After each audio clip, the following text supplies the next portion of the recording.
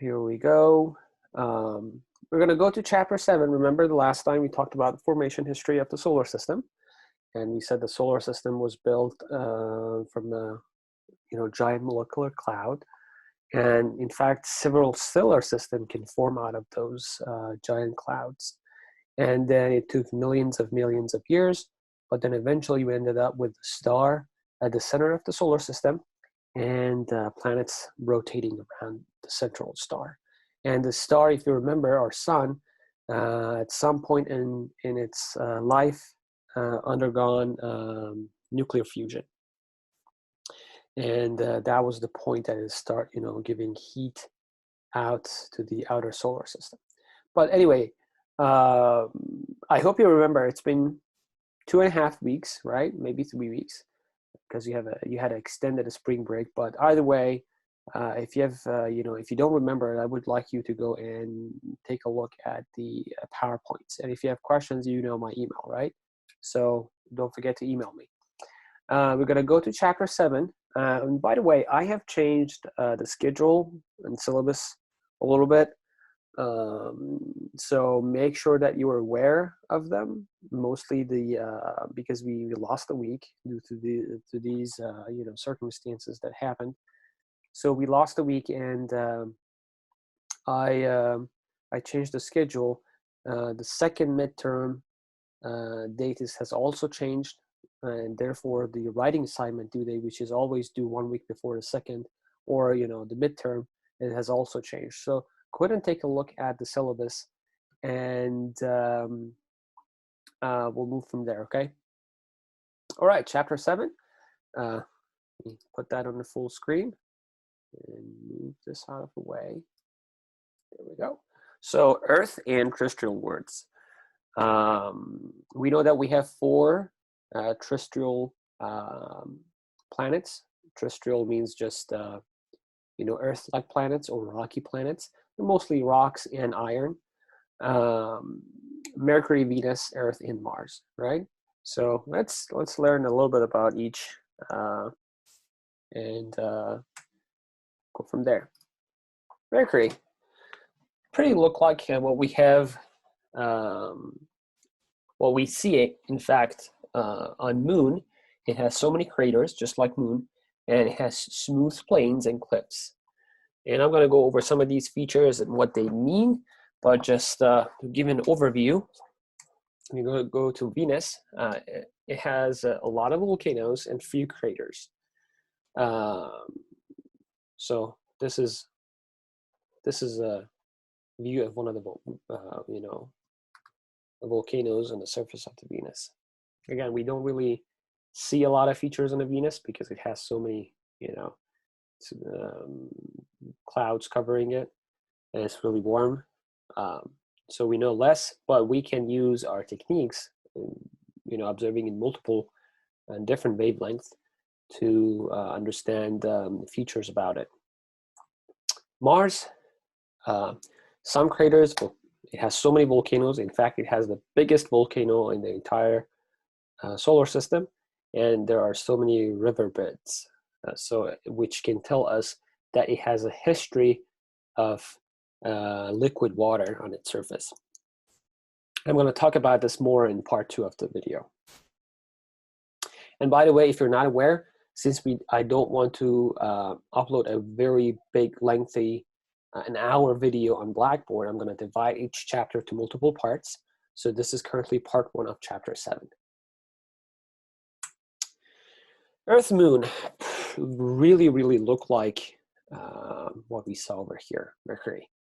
Like if you're just looking at this picture, there's no way that you can tell it's Mercury or it's Moon. They're really similar in, in appearance. So it has smooth plains and craters. It did not have, riverbeds or any sign that indicates that it had liquid water in the past. Earth, our home, or the only planet that we know that has liquid water, and it's suitable for humans' life. It has so many volcanoes, craters, mountains, riverbeds. But why have the planets? Like, this is the overall picture that I want you to have, or this is the overall question that I want you to, have in your mind when you're watching this video. Why have the planets turned out so differently, even though they form in the same time from the same material? Well, all we know is that all of these terrestrial planets form very close to the sun from the same materials, and since they were very close, they lost all of their water. It's actually very interesting that what we have oceans and water to this much and to this level on Earth, but why all of these four planets are completely different? To some degree, you might answer, okay, it's because Mercury, for example, is pretty close to the sun, so it heat up and it's losing all of its water. Or you can say Mars is pretty far away. Mars is the distance is 1.5 AU, right? And what we know as AU is being, you should know, but I'm gonna.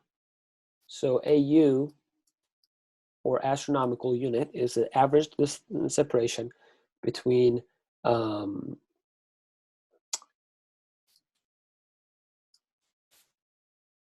Sun and Earth. So this is 1 AU, or astronomical unit. You should know that. Anyway, so our goals of learning for this chapter: why Earth is geologically active, what processes shape Earth's surface, and how does Earth's atmosphere affect the planets. So, affect the planet means Earth. So I might ask you these type of questions in the test. Okay, as you know, these tests will not be online. I'll upload them, and you answer them. You send them to me by email before the due date. But I might ask the same type of questions, and I want you to be able to answer them properly. Okay, let's take a look at Earth.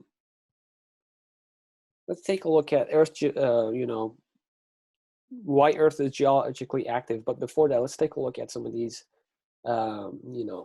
terrestrial planets that we have. Earth, we have a rocky crust on top, and then the mantle is pretty big. We have a metal core with a very high density, but the very interesting thing about the Earth is that it has a very thin lithosphere. The lithosphere is basically, on Earth, is about, depending on where you're at the surface, it's about probably 50 to 150 kilometers from the surface down to the center. So this length is probably about 150 kilometers, okay? And just FYI, Earth radius is 6,400 kilometers. Okay, so just have that in mind as well. So this is pretty thin. The other interesting thing about this is that Venus is pretty much the same compared to Earth, but Mars, Mercury, and Moon are completely different. And we'll get to those later in the chapter. Let's take a look at Earth interior. We have a core, high density, mostly nickel and iron. And then we have a mantle, which is moderately dense in silicon, oxygen, etc. A lot of hydrogen, in fact. And then we have crust, which is very low density. And basically, this is the part that we live on. But since we can't go to Mars, I mean, we will eventually. We can't go to Mercury. We can't go easily to Venus. You can't just buy a ticket and go to Venus to examine how it looks like. But we can apply the same concept that we see on our planet, on Earth, to the other rest of the terrestrial planets. So applying what we have learned about Earth's interior to other planets tell us what their interiors are probably like. And I emphasize on the probably because we don't know for sure. But here's a fact about the science. You guess based on evidence. You guess based on observations, right? So what we're going to talk about in this chapter, and overall in any course in science, you have to know that it is probable, it is likely to be like that. There is no certainty when you're talking about these type of things. All right, before we go there, before we talked about the interior and you know, the activities on Earth and applying the same concept to the other planets, other terrestrial planets, I would like to ask you this question. Why do water and oil separate? And for questions, if we were in a class, I would just pause for a minute or so and you were just looking at the others to answer. But usually when it's online, I'm going to go over the answer pretty quickly. So the reason that oil and water separate is because water is denser than oil. So oil floats on top of the water, right? If you don't know, if you don't believe this, go ahead, grab a pan from your kitchen and put a water on it, put a little bit of a frying oil on top, and then you can see that the frying oil will be on top of the water because it floats and it's less dense, so it's come up to the top. Differentiation, and this is not this looks like a word in mathematics, but it has a concept in in physics as well. So what it means is that gravity pulls high density material to the center. So I have a high density material right here. Let me change the font right here, right? If this is high density, it'll be pulled down. It's already pulled down, by the way. So that's why the core is high density. It is the highest density on Earth. And then lower density material rise to the surface. Just have the image of oil and water on your mind, okay? And then material end up separating by their density. So the more dense the material are, they're very close to the center. Okay, clear, clear, clear. All right.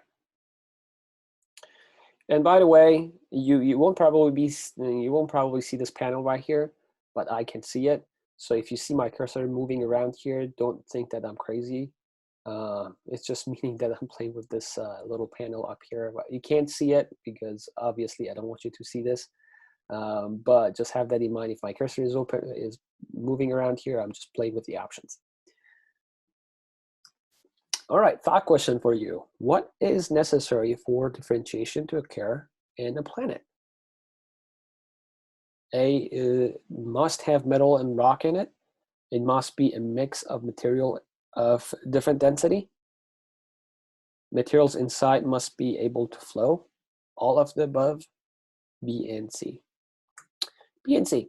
So it must be a mix of materials with different density. Obviously, a more dense material will go to the center. And then material inside must be able to flow. Yeah, I mean, if it's a stock, it can't really flow, right? So B and C are the answer. Let's take a look at lithosphere. As I said, it's probably somewhere around 50 to 150 kilometers from the surface down to the center. And it's really rigid, it's cool, and it can flow on top of the warmer, softer material. So this crust or lithosphere can flow on top of this mantle, okay? Another thought question. So these are all just things that I want you to know before we end up to the, the scenarios and the things that happen on Earth and other planets. So thought question, do rocks stretch? Can you stretch a rock? No? Okay. No, the answer is actually yes. Rock under strain may slowly deform. In fact, if it's pulled rapidly, it'll break. But if gravity or other forces, if they start pulling them very, very, very slowly over millions of years, they can deform them. And that's exactly what happens on Earth. So let's take a look at geologically and geologic activities on Earth. So we have a convection zone, just like what we had on, if you remember, just what we had on the sun.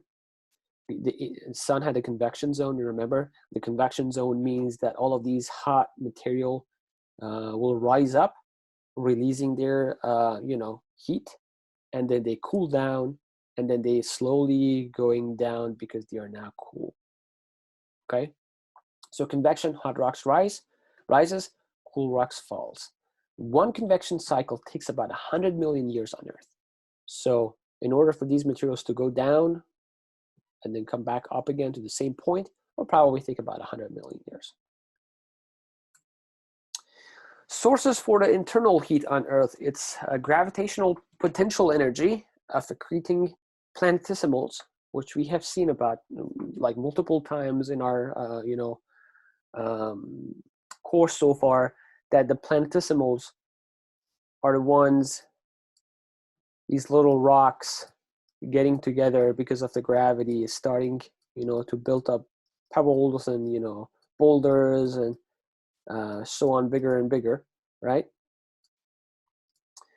And differentiation, that we just talked about it, and radioactivity.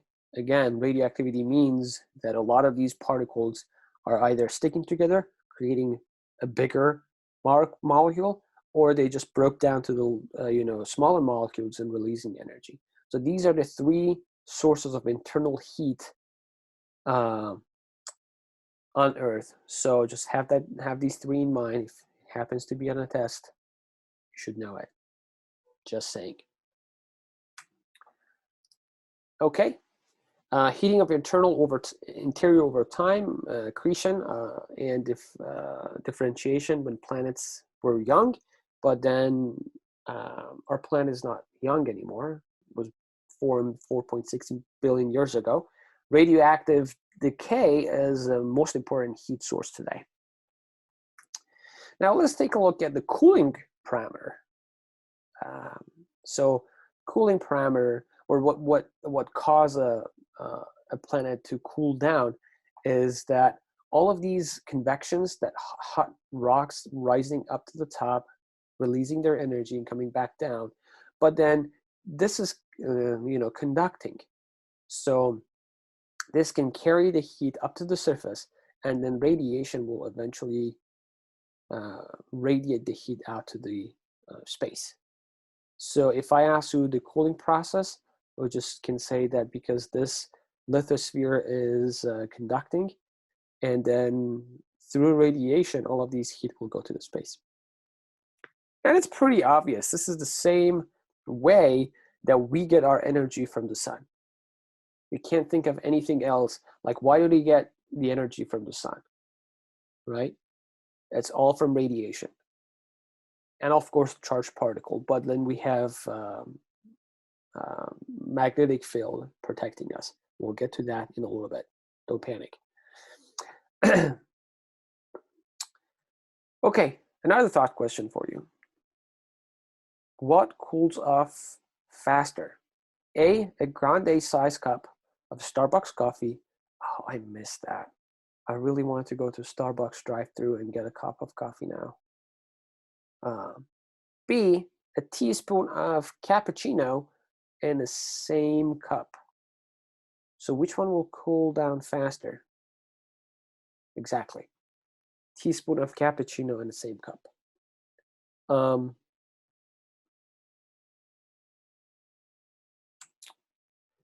Another thought question.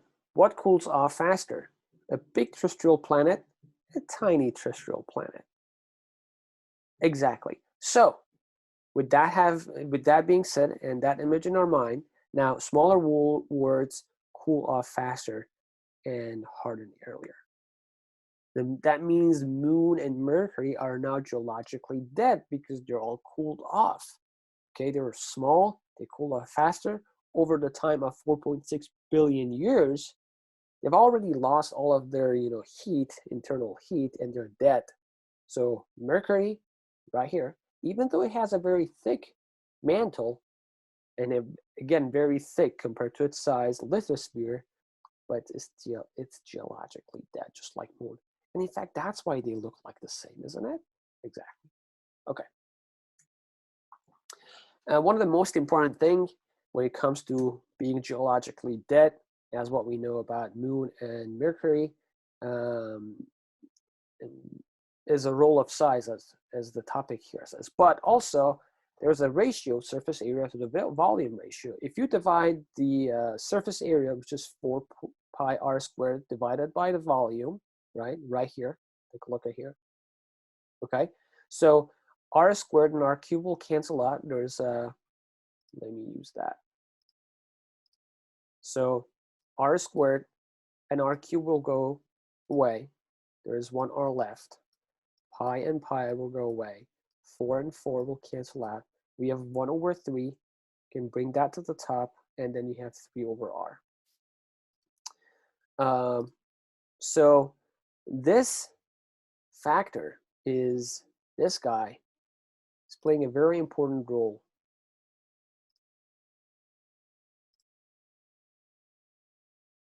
Okay, this is playing a very important role. What does that mean? It means if you have an object very big, obviously the radius is big, right? So r is big. That means the surface area to volume ratio is low. The denominator is big. The actual surface area to volume ratio is low. So that means that the heat conductivity, the loss of the heat, the loss of internal heat or the cooling process directly depends on this. Oh, I just lost my cursor. Where is my cursor?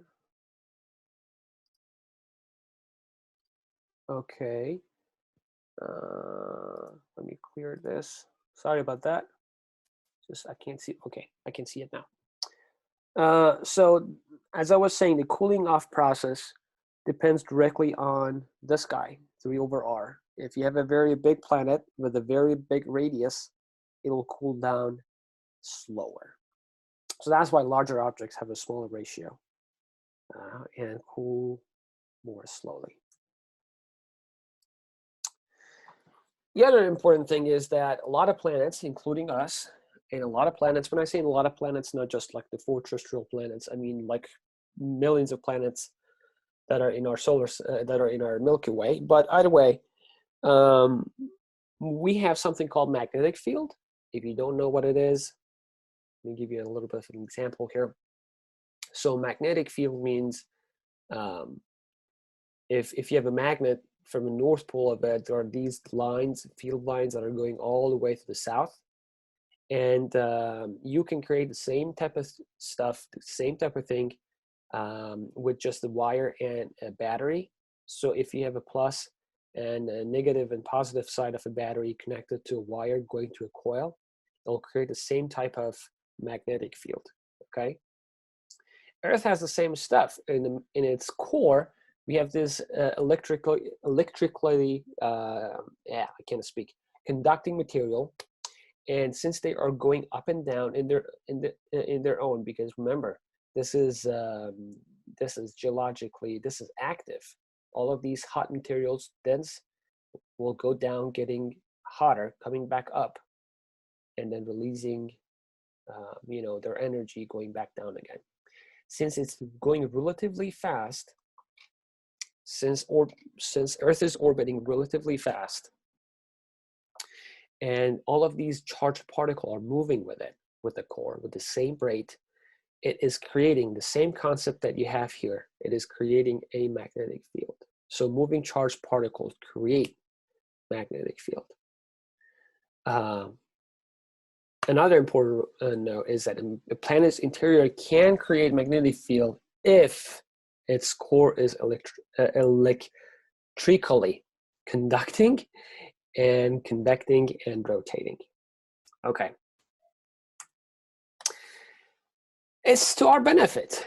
If we didn't have a magnetic field on Earth, we would have a lot of problems. It is to our benefit for sure. And why is that? Because all of these charged particles coming from solar winds going with an enormous amount of energy and velocity, this magnetic field is kind of a protection to us. So, you know, pushed away most of these, you know, particles, but some of them will eventually trap, especially if you have a cycle on the sun with a lot of solar activities. We have a lot of these particles. So all of these particles will eventually come down. Some of them will come down and be trapped on Earth's magnetic field, and that's why you have a northern light, kind of like that. If you live very up north, you might see some of these northern lights, and it's because of all of these charged particles being trapped on Earth magnetic field, coming to the North Pole, creating this beautiful phenomena. Thought question: if the planet core is cold, do you expect it to have magnetic field? So if you have a planet that's cool, it's been cooled down, do you expect it to have a magnetic field? No. So remember, the planetary magnetic field are generated by moving charge around, and if the core is cool, nothing is moving. So that's why Moon does not have a magnetic field anymore. That's why Mercury does not have that protection anymore. And all of those charged particles from the solar wind will destroy the surface. You know, it will just destroy the atmosphere. That's why Moon does not have any atmosphere anymore. Okay? Now, having all of those in mind, let's take a look at Earth. Again, I'm using Earth as an example to understand the other 3 terrestrial planets and, of course, Earth, Moon. But what processes shape Earth's surface? So we have different geological processes. We have impact by asteroids and comets. We have had it before. We might have it in future. We have volcanism, so eruption of molten rocks into the surface from volcanoes. Tectonics is a disruption of a planet's surface by internal stresses, and erosion is obviously by wind, water, and ice. So these 4, so if I ask you what processes changing the Earth's surface, you have to state these 4 for me, okay? Let's talk about each individually. Impact by a comet or asteroid. Again, as I said, we've had it before. It is not very likely, but we've had it before. We might have it in future. So the most important thing is that they are relatively small, but once in a while we might get a big one. And if the chances that one probably about the size of a kilometer size asteroid or comet hitting Earth or Moon is probably once in every 1 million years. So it caused something that we call blanket. So as soon as this comet or asteroid or an object hit the surface, it's creating something that you see here in the 3rd level, 4th level, and then leaving that blanket, which is just the smashed material from the surface and the comet, leaving something like that. And this is what we have seen many, many times before. Not on Earth, but we have seen it on Moon. In fact, if you are in my observational astronomy class, we had a chance before this coronavirus hit us. We had a chance a couple times to go up, using the telescope that we had on campus to look at Moon's surface, and we saw so many of these craters on Moon's surface.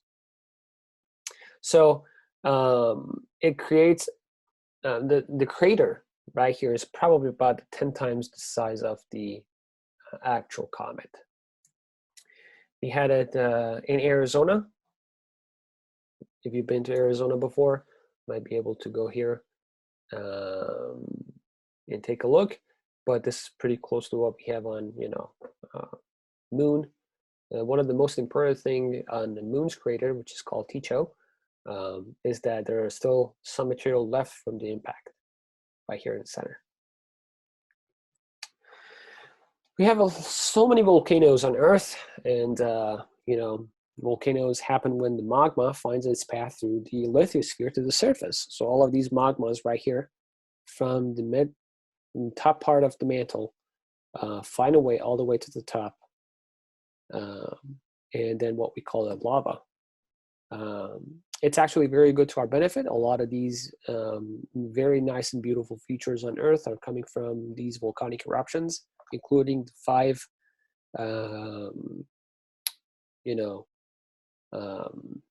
islands of Hawaii.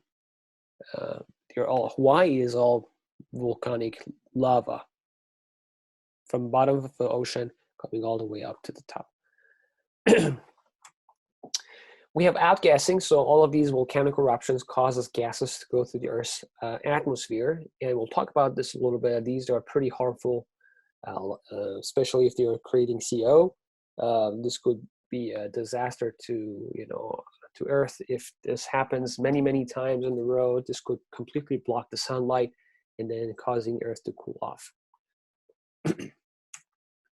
And we have tectonics. So what do I mean by tectonics? Remember that the crust on top is can move because the mantle is kind of liquid form, right? So the crust, which is the solid form, can move either compression, creating mountains, or they can pull apart and creating some sort of depth, like some sort of a some shape like that. I don't know what to call it right now, but anyway, we have seen it before. For example, Himalayas is because the compression of Indian part and the rest of Asia creating mountains. Red Sea is because Africa and Arabian Peninsula kind of pulled apart, creating this that's now filled with water. But anyway, you might have seen it many times, when in high school or the tectonics. If you passed science courses back when you were in middle school or high school, you know what I'm talking about. Anyway, moving on, let me show you a little flash video, but technically this is what it means. So I'm going to pause share, and I am going to come here.